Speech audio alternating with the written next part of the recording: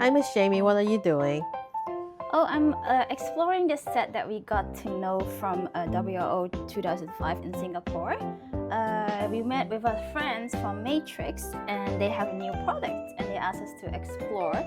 And their product is called the Mission Go set and it uses Mini R4, like this one.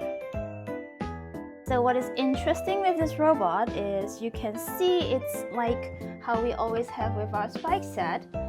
Like our connections with the wires is easy for kids to adapt because it's a plug and play.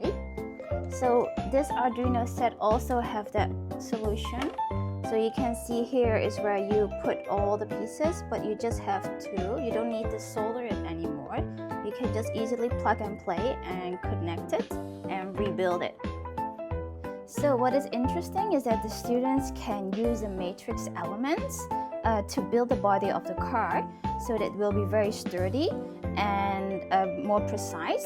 So you can see the matrix pieces would be like the motors, the sensors, and then they can use the Lego elements to make them more fine-tuned of maybe the arms that will be moving or the parts that will be grabbing the Legos.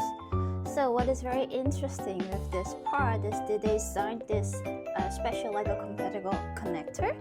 So you can see partways, this is the regular Lego one, which you can use to connect two parts. This one has the same Lego part, but on this part is a connection that they use for the matrix elements. So let's say I could take off this piece. We use a Lego remover.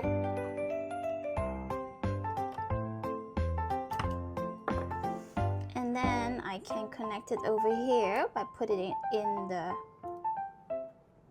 Lego parts, and I can put it back over here and then I push it. There you go. So now you have used Lego pieces in combination with the original matrix parts. Okay, so in our Mission Go set we got two motors over here to control the wheels. These are encoder motors. Then we also got two sensors. We have a line tracer over here and we have a color sensor.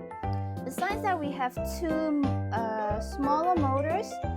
One is over here, that is the RC servo motor. And then over here one we have the micro servo motor. So to power the motors in our Mini R4, we actually need an external power supply. So over here we use the battery box that use 6 AA batteries.